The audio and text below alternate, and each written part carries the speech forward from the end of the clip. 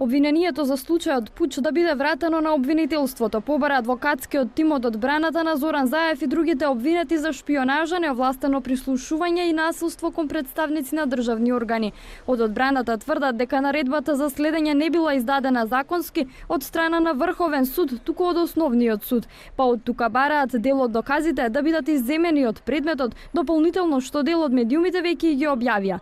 Во дел од аргументацијата, адвокатите образложија и дека за кривичното дело шпионажа, освен што пишува дека се прислушувани материјали кои треба да се дадат на странски служби, никаде не било наведено која е таа служба и кој и како контактирал со неа.